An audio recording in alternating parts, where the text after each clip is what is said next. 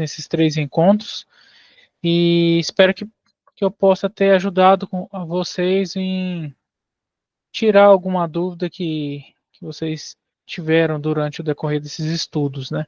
Bom, e a princípio gostaria de perguntar a todos se alguém tem alguma dúvida a respeito da apostila. Se em caso não tiver, vamos dar sequência à aula e ao final da aula também pode estar tirando essas dúvidas, beleza?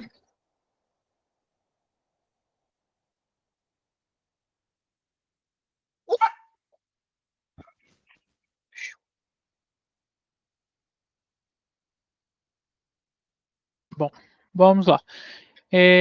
Hoje nós temos como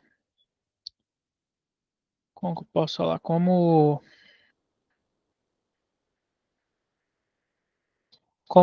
tema da aula filtração e sedimentação, beleza? E vamos começar falando um pouquinho sobre filtração. Qual que é o objetivo da aula para falarmos a respeito de filtração? Compreender os conceitos, certo? Estudar os tipos de filtração e como eles são aplicados em diferentes setores, né, na indústria. Discutir um pouco as vantagens e limitações que os processos de filtração nos exigem, beleza? Então, é, a filtração é um processo de separação fisicoquímica, beleza? Que é utilizada para separar sólidos de líquidos ou gases, certo?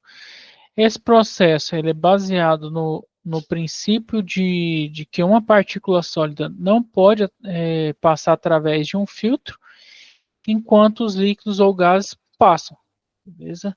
E qual que é a definição disso, né? Filtração, no caso, ela é um método de separação mecânica de misturas heterogêneas em que o sólido, no caso, partículas ou impurezas, né, é retido por um filtro, enquanto os líquidos ou gases, no caso, que são chamados de filtrado, passa através desse filtro, né? Pode ser uma membrana, pode ser um papel filtro ou diferentes tipos de filtro, areia, carvão ativado, beleza?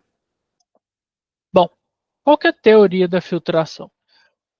O processo de filtração ela ocorre por meio da ação de um meio filtrante, que pode ser, por exemplo, uma tela, um tecido poroso ou até mesmo materiais sintéticos, dependendo da sua aplicação, certo?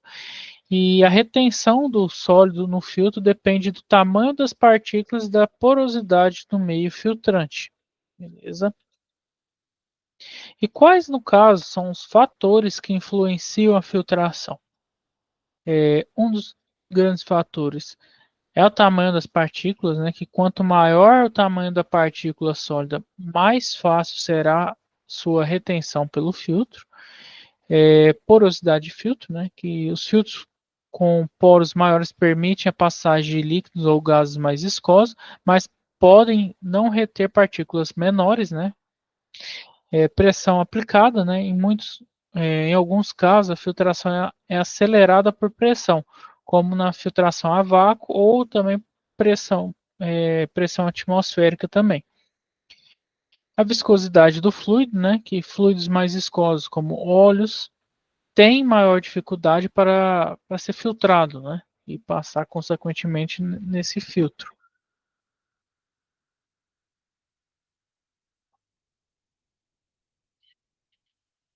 É. Quais os tipos de filtração que são os mais comuns, mais utilizados, né?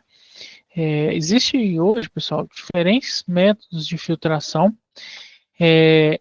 cada um adequado a um tipo específico de mistura e aplicação. No caso, vamos estudar hoje os mais comumente utilizados, beleza? Vamos primeiramente à filtração simples. Só um minutinho, pessoal. Já volto aqui.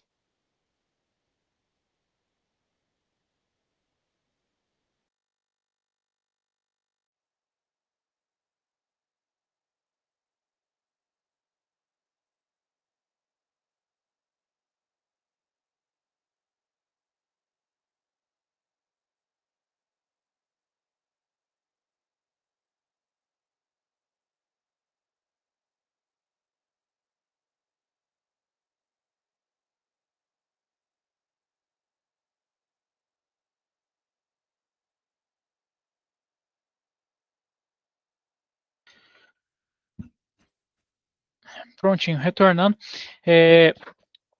Vou falar um pouquinho para vocês os mais comuns que são utilizados, beleza?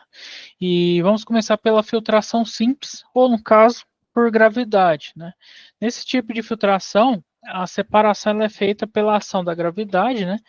Com o líquido passando através do filtro devido ao seu peso, né? Exemplo prático, por exemplo, na cozinha, quando você usa um filtro de café para separar o pó de café da água, né? Quando você está fazendo o cafezinho que vocês fazem aí pela manhã. E é mais ou menos o que acontece nesse esquema aqui, pessoal. A gente tem aqui um Erlenmeyer, né? A gente colocou um funil aqui e um papel filtro em cima dentro desse funil. A gente coloca o líquido que vai ser filtrado. E o que acontece? Por conta do peso, né, que o líquido está fornecendo aqui, vai sendo separado a parte sólida da parte líquida. A parte sólida vai ficar aqui retida no papel filtro e a parte líquida vai sendo passado para o Erlen aqui embaixo, beleza?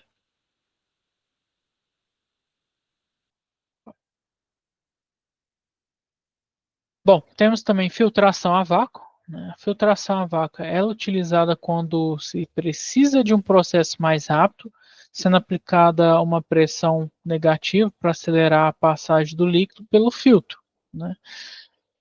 Equipamento que é utilizado para filtração a vácuo. A gente utiliza um funil de Buchner, filtro de papel e uma bomba a vácuo, né? Um exemplo prático no laboratório que é utilizado para separar um precipitado formado em uma reação química, beleza?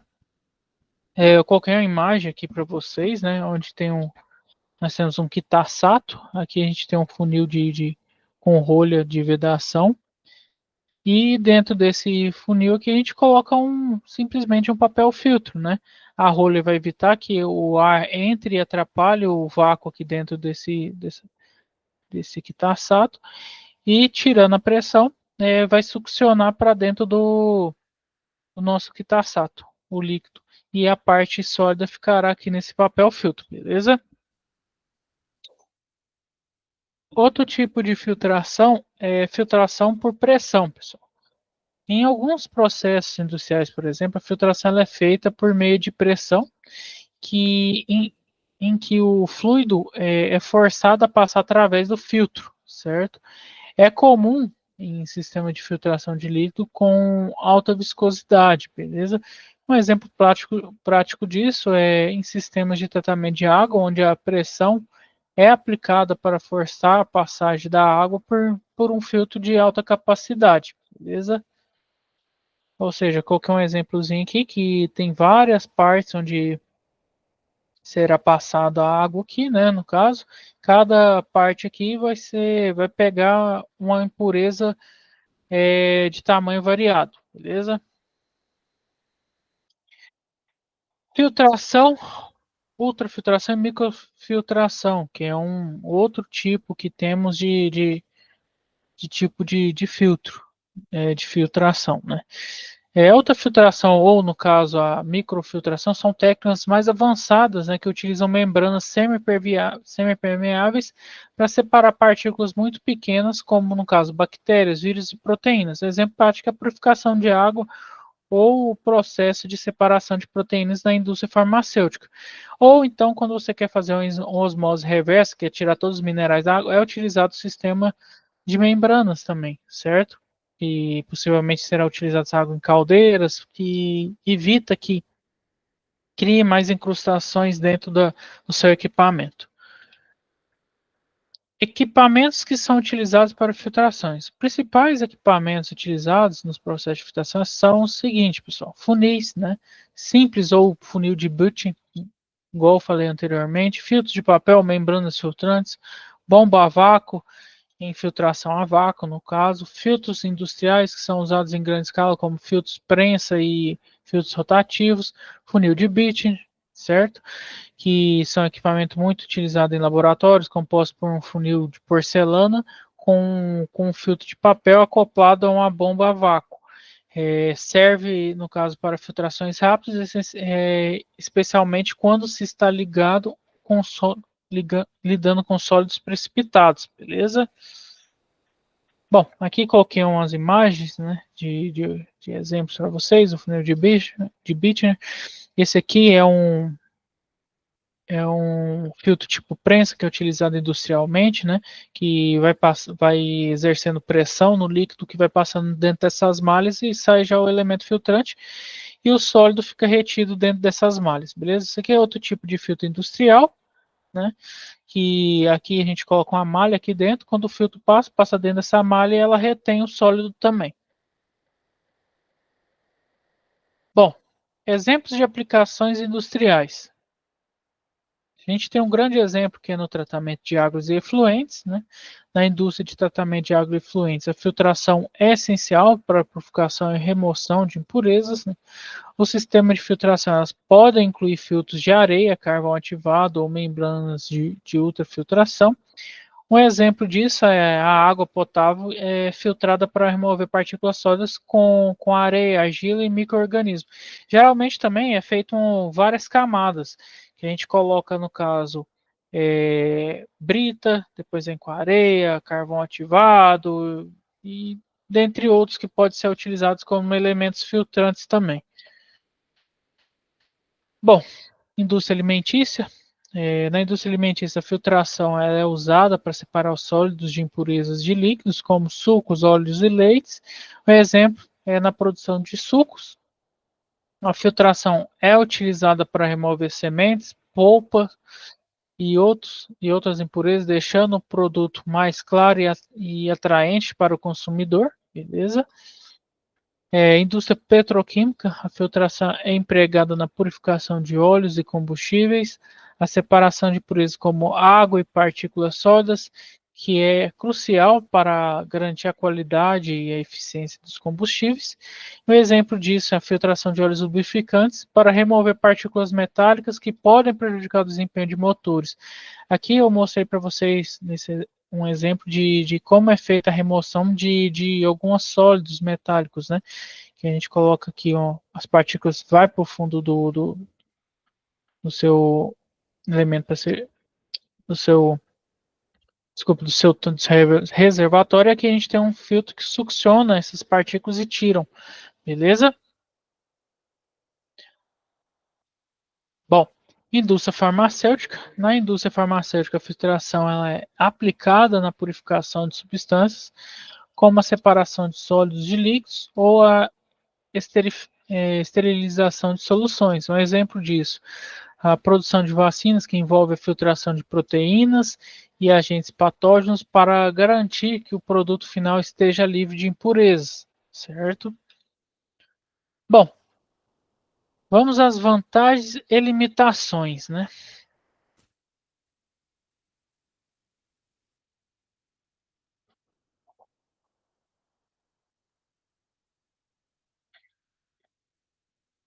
As vantagens que nós temos com os sistemas de filtrações. A gente tem eficiência na separação da partícula sólida de líquidos e gases, né? Processo que é considerável simples e de baixo custo, especialmente quando comparado a métodos como a destilação, né? Aplicabilidade em larga escala, como no sistema de tratamento de água e indústria alimentícia. E também nós temos nossas limitações, né? Que a capacidade limitada de retenção de partículas muito pequenas, a depender do tipo de filtro, né? Dependência do tamanho das partículas e da porosidade do filtro para garantir a eficiência do, da filtragem, né? Da filtração. Entupimento dos filtros, né? O que pode exigir manutenção constante, né? Isso aí aqui que é um dos pontos que dá muito trabalho, né? Quando você entope o filtro, no caso, você tem que parar todo o seu processo e começar a fazer a limpeza, a remoção, para só depois você é, vir a trabalhar novamente, beleza? Pessoal, vou mostrar agora um videozinho para vocês, falando um pouquinho como que é feito o tratamento de água. Peço que prestem um pouco de atenção, porque fala um pouco, né, de toda a matéria que nós vimos, né, daqui de operações unitárias, e ao final mostra um pouquinho sobre filtração também, beleza? Vou colocar ele aqui.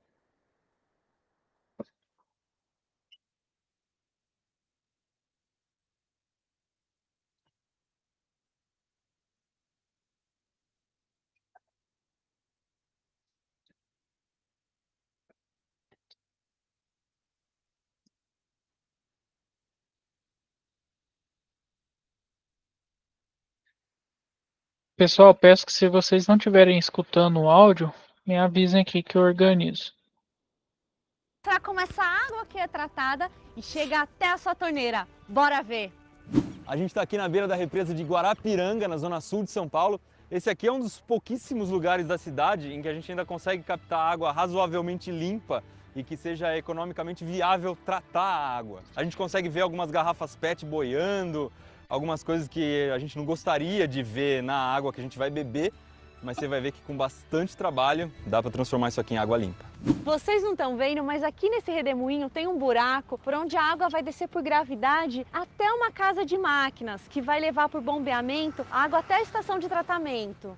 Aqui a gente tem 6 bombas, cada bomba tem 4.000 HP e é capaz de levantar 3.300 litros de água por segundo. Não é à toa que o barulho aqui dentro é meio que insuportável. Essas máquinas que a gente está vendo aqui em cima não são as bombas, são só os motores, onde é bombeada a mesma água aqui embaixo, onde tem algumas turbinas. É aqui também que a água vai ver cloro pela primeira vez na vida. O cloro serve como um oxidante. O que significa isso? Tem alguns metais que podem ser solúveis na água. O íon de ferro 2, por exemplo, é solúvel na água, não dá para tirar da água. Só que quando ele reage com o cloro, ele perde um elétron e vira um íon de ferro 3, que é insolúvel na água. E aí a gente consegue tirar esse ferro mais para frente. E se for necessário, é colocado também carvão ativado em pó na água. Ele funciona como uma espécie de armadilha, porque tem poros que pegam as substâncias que causam cheiro e gosto na água. Depois de andar mais ou menos uns 6 quilômetros e vencer 50 metros de altitude, a água chega aqui nessa cachoeira na estação de tratamento. Aqui acontece mais uma etapa que chama coagulação. Existem algumas partículas negativas na água, algumas sujeirinhas que têm carga negativa, e por ter cargas iguais elas se repelem. A gente precisa anular essas cargas. E para isso a gente joga alguma substância que tem carga positiva. Nesse caso aqui, joga cerveja de trigo. Não, brincadeira, isso aqui é sulfato de alumínio. O sulfato de alumínio está sendo despejado por essa calha que você está vendo aqui. Vai ser misturado na água. A queda da água já ajuda a fazer essa mistura. Depois que a água recebeu o coagulante, ela vem aqui para esses tanques e recebe isso daqui, ó, o floculante. Ele trabalha como se fosse uma linha cheia de cola num tanque de areia. Ele faz com que toda a sujeira grude nele, para que ela desça e depois vá lá para o tanque de decantação. O floculante é responsável então por juntar a sujeira, para formar um grande flocão de sujeira. Aqui na floculação tem essa espuma meio esquisita, mas não precisa ficar com nojinho não. Não é a mesma espuma do rio Tietê. O que tem nela? É um pouco do coagulante que foi colocado lá atrás e um pouco de matéria orgânica da água, que é o resto de folha, coisinhas assim, que quando misturam lá naquela cachoeira, acabam juntando com algumas bolinhas de ar e aí aqui ela vai subir. Mas é lógico que isso aqui não vai para sua água. Está numa estação de tratamento que é justamente para tirar isso da água. E esse aqui é o tanque de decantação. Aqui nesse tanque a gente já consegue ver o flocão formado. E ele é comprido assim porque ao longo dele o flocão vai descendo, ele vai indo lá para o chão. Aquelas estruturas ali na frente onde estão os passarinhos se chamam vertentes. Mary, o nome desse negócio não é vertente, o nome disso aqui é vertedouro. Para que serve? Serve para pegar só a água que está bem na superfície, que está por cima, porque a sujeira já está lá embaixo. Uma coisa legal é que aqui no final do tanque de decantação, como a maior parte da sujeira já foi para o fundo, a água está bem transparente. Vamos dar uma olhadinha de perto.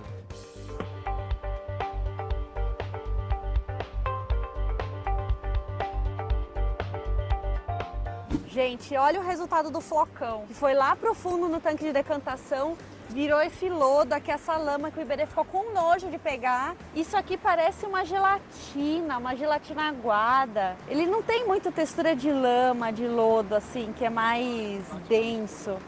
Eca! Agora é sacanagem o Iberê me mandar aqui pegar esse negócio, né? 95% da sujeira sólida da água já foi embora. Os outros 5% vão ser tirados aqui, nesse filtro. Esse filtro tem que ser limpo a cada 15 horas e aqui a gente consegue ver um pouquinho porque ele está vazio, está sendo limpado agora. Na primeira camada ele vai ter carvão, embaixo do carvão areia e embaixo de tudo isso bastante pedra para que o carvão e a areia não vão embora junto com a água. E para limpeza eles colocam a água no sentido inverso, ela vem de dentro para fora. Olha só essa casca de sujeira descolando, a água fica toda marrom. E depois que o filtro já foi limpo, a gente até consegue ver o fundo dele. Olha como a água ficou clarinha.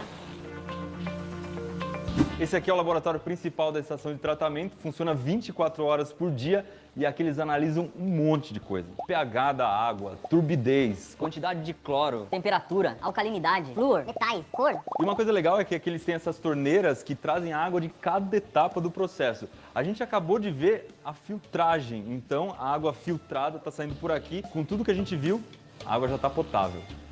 Vamos ver. Isso daqui, né? Olha lá, mas não vai pegar água errada.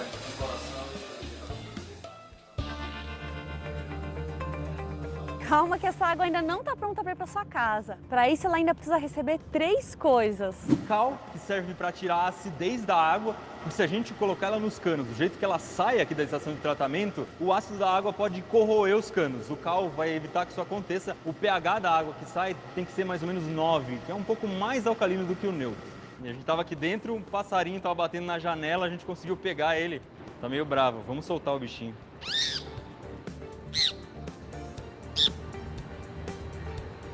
Flúor, que serve para proteger os seus dentes das cáries. Cloro, que chega num gás liquefeito dentro desses cilindros, são gastos mais ou menos 9 toneladas por dia, e é uma coisa que pouca gente sabe, mas o cloro, nessa etapa do processo, ele serve como se fosse um guarda-costas da água. Ele vai junto até a sua casa para garantir, se acontecer qualquer tipo de contaminação no meio do caminho, o cloro vai agir e garantir que você beba uma água limpa. E desde 2014, essa estação de tratamento da Sabesp conta também com um outro sistema de tratamento, que é esse daqui por membranas. Dá uma olhada aqui. Esse sistema substitui a floculação, a decantação e a filtragem lá do tratamento convencional. Quando a água sai daqui, ela se mistura lá com aquela água que o Iberê bebeu para fazer a correção final. Aqui tem uma membrana fora d'água, a gente consegue entender um pouquinho como ela funciona. São milhares de canudinhos bem pequenininhos, funciona como um canudinho de refrigerante, com a diferença de que ele tem uma parede com microfuros em que não deixa passar uma série de coisas. Só que para a água entrar aqui é bem difícil, então lá embaixo existem bombas muito fortes que vão puxando a água para dentro do canudinho. E finalmente, depois de tudo isso, a água já está pronta para você beber. Fazer suco, fazer comida. E vai para aqueles reservatórios que você está vendo ali atrás. Qual a capacidade desse sistema aqui que a gente mostrou? O que guarda ali é 70 milhões de litros de água, mas produz 16 mil litros por segundo, meu amigo. É muita coisa.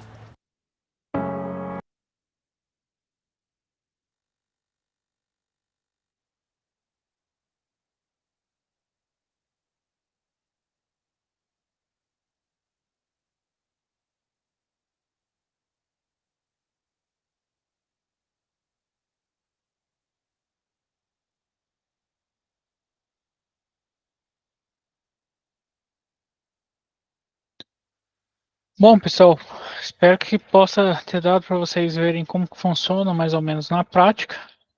Certo? Questão de filtração, a gente viu um pouquinho como que é a membrana, sobre o processo de filtração no final do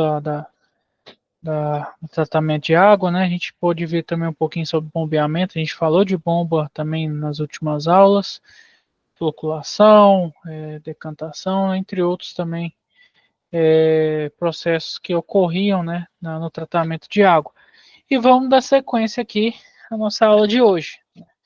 E agora vamos falar um pouquinho também sobre sedimentação.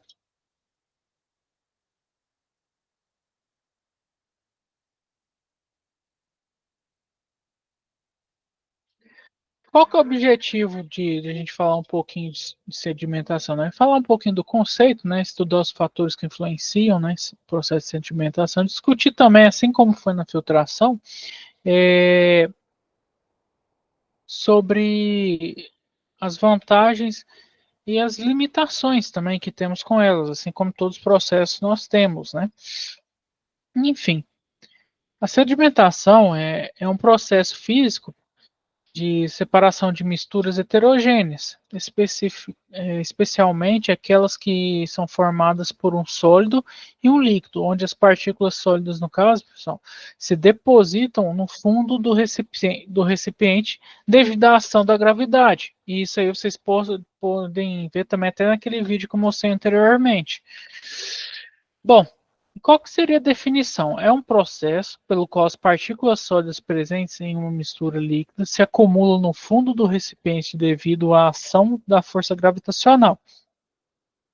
Esse processo ocorre quando as partículas são suficientemente grandes e densas para não permanecer suspensas no líquido. Isso aí foi mostrado até no vídeo, questão da água, onde ela ia saindo naquele sistema por cima, né, onde decantava o lodo lá embaixo e depois ficava a parte de cima, aquela água cristalina que já ia sendo direcionada para outra parte do processo, né? Bom, qual que seria a teoria da sedimentação? A sedimentação ela ocorre por meio de um processo natural que é baseado na gravidade, né? As partículas sólidas, quando misturadas a um líquido, vão ao longo do tempo sedimentando-se no fundo do recipiente, formando um sedimento, enquanto o líquido conhecido como filtrado fica em cima. Beleza? Bom, quais são os fatores que influenciam a sedimentação? Nós temos, no caso, a densidade das partículas, né? Partículas mais densas sedimentam mais rapidamente, enquanto partículas mais leves permanecem suspensas por mais tempo. Temos o tamanho das partículas, né? Partículas maiores sedimentam com maior facilidade do que partículas menores. Viscosidade do líquido, né? Que líquidos mais viscosos dificultam a sedimentação, pois oferecem mais resistência ao movimento das partículas. Temperatura, a temperatura também pode afetar a viscosidade do líquido, acelerando ou retardando o processo de sedimentação, beleza? Bom, e quais são os tipos de sedimentação existente, né? Embora os princípios básicos da sedimentação sejam o mesmo, ela pode ocorrer de formas diferentes, viu? Dependendo das condições da natureza das partículas. Por exemplo, nós temos a sedimentação espontânea, que nesse tipo de sedimentação, as partículas sólidas se depositam lentamente no fundo devido à força da gravidade, sem que seja necessário qualquer tipo de influência externa, beleza? Só um minuto, pessoal.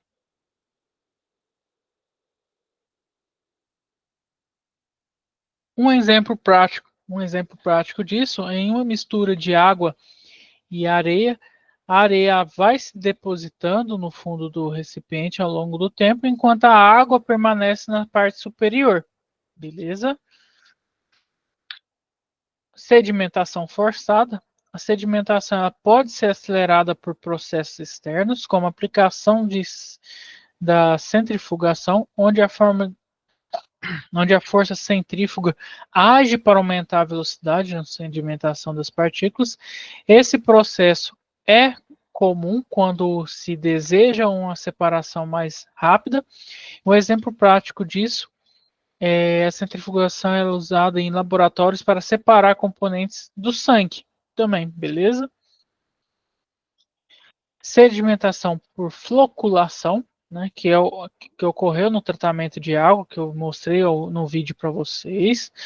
A floculação é um processo que envolve a adição de substâncias, floculantes no caso, que aglomeram partículas finas, formando flocos maiores que sedimentam mais rapidamente. Um exemplo prático disso é no tratamento de água, igual tinha mostrado no vídeo. Floculantes são adicionados para formar flocos de sujeira e partículas que são facilmente sedimentadas, beleza?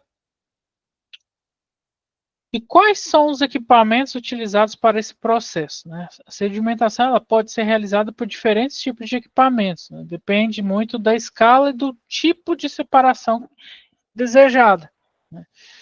Tanques de sedimentação são utilizados, né? Que são utilizados na indústria de tratamento de água e efluentes. Esses tanques são projetados para permitir que as partículas se depositem no fundo, né? Centrífuga, né? Que equipamentos que utilizam força centrífuga para acelerar a sedimentação das partículas são comuns no laboratório e processos industriais. Filtros tipo prensa, né? Que são utilizados para separar os sólidos de líquidos em processos industriais, principalmente quando há necessidade de remoção eficiente de sólidos suspensos. Bom, exemplos na indústria, né? Nós temos tratamento de água e efluentes, né? Sedimentação é um dos primeiros passos no tratamento de água e efluentes. O processo é utilizado para remover partículas maiores, como areia, argila e outros sólidos de contaminantes que tem naquela água, que depositam no fundo do tanque de sedimentação. Exemplo disso, né, como vocês já viram anteriormente, em estações de tratamento de águas, a ETAs, né, após a coagulação e floculação, a água é deixada em tanques de sedimentação para que as partículas maiores se depositem no fundo. Esse processo é crucial para garantir que a água fornecida à população esteja livre de impurezas maiores. Indústrias alimentícias, né, a sedimentação é utilizada na indústria alimentícia, especialmente no processo de líquidos como sucos e óleos, para remover partículas sólidas. Exemplo disso é na produção de sucos naturais e sedimentação para ser usada para separar a polpa mais densa do suco, né, que eventualmente se deposita no fundo, permitindo, no caso, a obtenção de um suco mais limpo e de melhor aparência, né. Bom, quais são as vantagens e limitações? As vantagens seria o processo simples e econômico, a sedimentação é um método de separação barato e fácil de aplicar em larga escala. Eficiência para partículas grandes e densas também é outra vantagem, né? A sedimentação é muito eficaz para separar partículas maiores, como areia, barro e outras impurezas sólidas. Também é outra vantagem, sem necessidade de consumo de energia, né? Sedimentação depende apenas de gravidade ou força centrífuga, o que pode reduzir custos operacionais também, beleza? Então, as limitações. É um processo demorado, a sedimentação pode ser lenta, especialmente para partículas muito pequenas ou finas, né? Que podem levar muito tempo para se depositar, né? A dificuldade para partículas muito pequenas, né? Partículas muito pequenas ou de densidade similar à do líquido podem, né, no caso, permanecer em suspensão, que exige processos adicionais como filtragem ou. Oh, tem um probleminha aqui, pessoal. Deixa eu organizar aqui de novo. Só um minuto.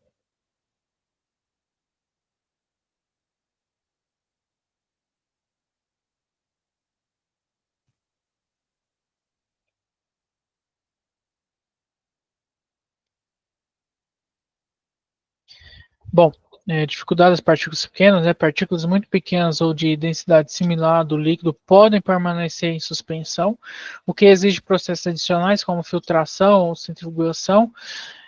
Espaço físico também, né? Os processos de sedimentação podem exigir grandes áreas, né? Como tanques grandes para garantir uma sedimentação eficiente. Eu trouxe aqui para vocês agora outro vídeo para mostrar aqui. Vou organizar aqui para mostrar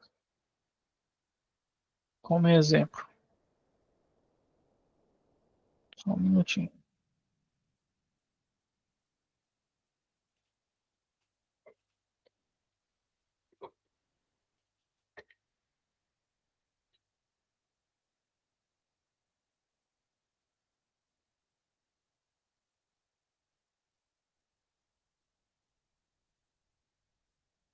Vou mostrar o primeiro aqui, depois eu mostro o segundo aqui. O primeiro é um exemplozinho de laboratório rápido e o segundo é mais fixando mesmo o que eu acabei de dizer a vocês.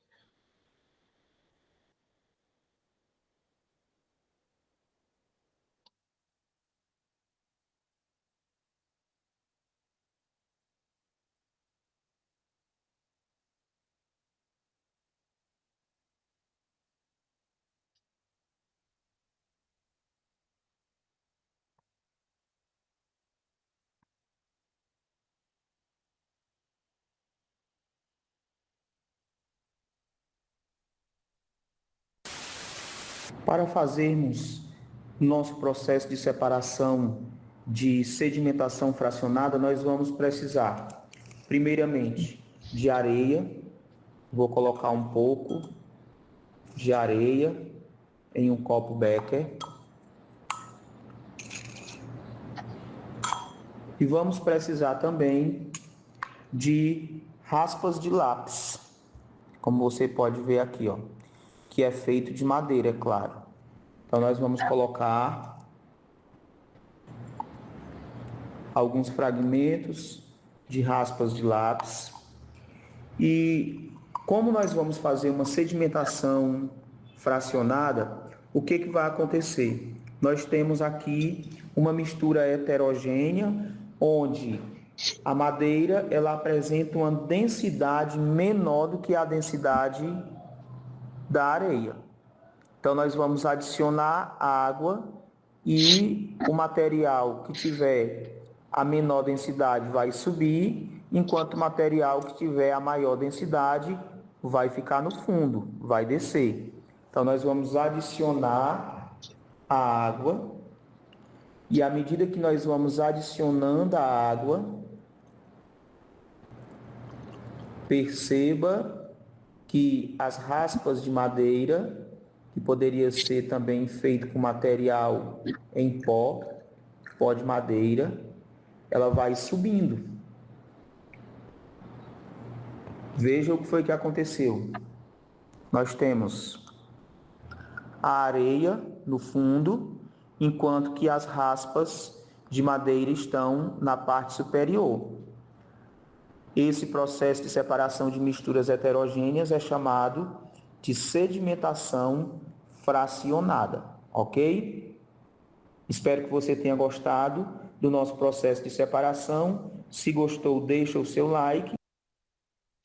Bom, esse aí é um exemplozinho para vocês focarem mesmo o que acontece, né, na sedimentação. E para fixar melhor, vou mostrar outro vídeo aqui a vocês. Só um minutinho aqui.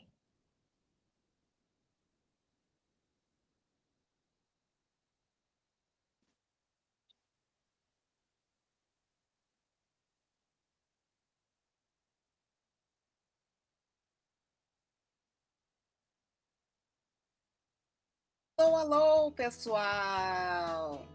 Me diz uma coisa, sedimentação e decantação, o que é? Para que serve? São a mesma coisa ou são processos diferentes? É exatamente isso que você vai entender agora. Você está no canal Escola Animada, onde desenhamos tudinho para te ajudar a entender melhor. Então se liga aí, assiste aqui e bora nessa! Começamos a estudar os processos de separação de mistura no último vídeo, onde falamos sobre filtração. Se não viu, este link aqui que está passando no card é para você, não deixa de assistir. Além da filtração, a sedimentação e a decantação também são muito utilizados para a separação de misturas heterogêneas. Neste caso, podemos utilizar para misturas do tipo líquido-sólido ou para líquidos immiscíveis, que não se misturam.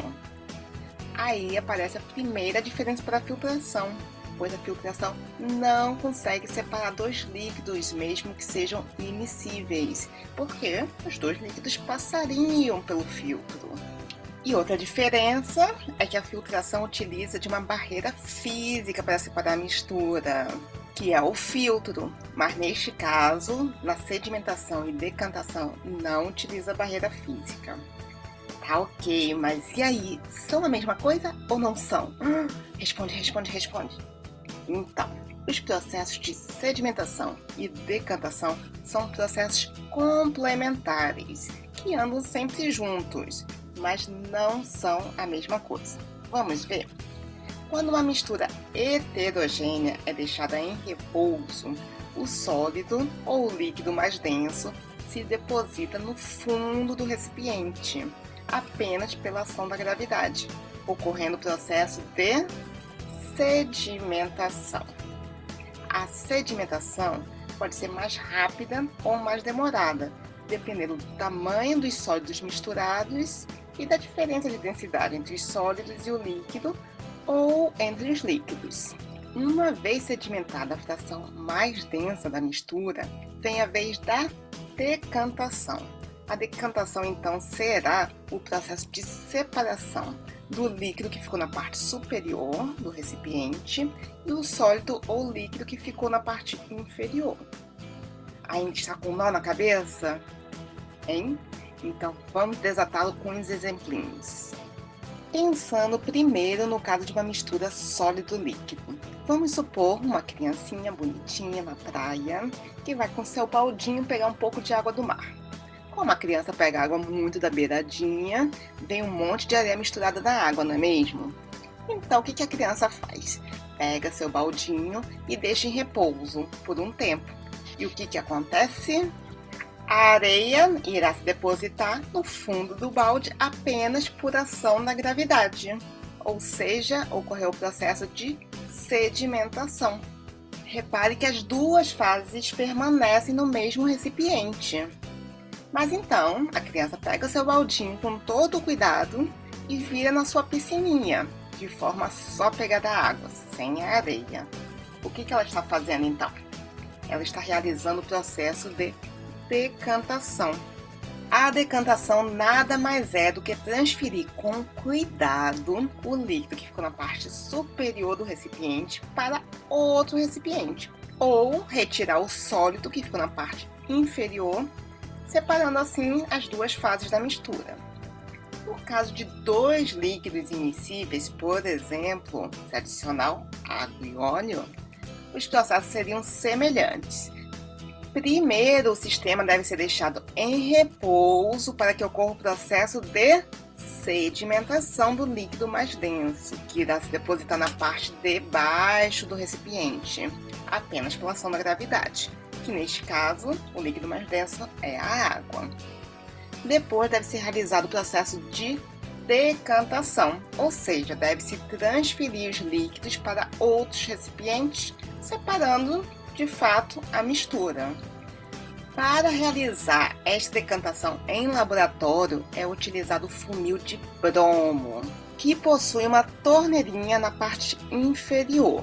A mistura então deve ser inserida neste funil por cima, com a torneira fechada para não vazar, e após a sedimentação, abre-se a torneirinha de forma a escoar o líquido que está embaixo, nesse caso a água, e depois, quando chegar no finalzinho da água, fecha a torneirinha rapidinho, de forma que o óleo não passe. Dessa forma, separamos os dois líquidos em recipientes diferentes. Simples assim mesmo. E para finalizar, um processo bônus para você. Cada separação da mistura heterogênea, sob ação unicamente da gravidade, seja muito lenta, tem um processo que é utilizado para acelerar a sedimentação, que consiste em submeter a mistura a uma intensa rotação, técnica esta conhecida como centrifugação.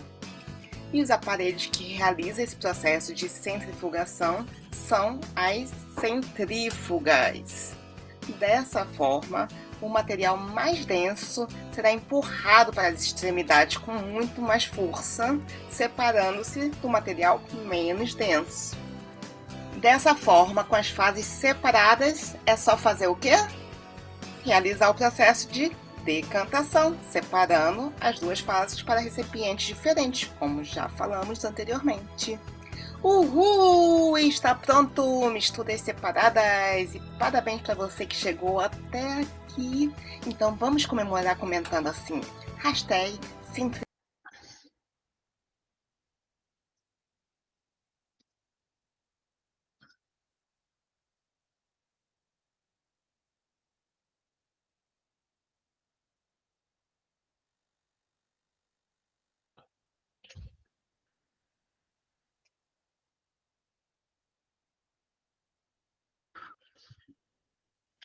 Bom, pessoal, hoje era isso que eu tinha para mostrar a vocês, né? E quero agradecer a atenção de todos. Se alguém tiver alguma dúvida a respeito da apostila, estou aqui à disposição. E, enfim, se tiver alguma dúvida também da aula, fico aqui à disposição de vocês. No mais, boa sorte a todos aí, certo?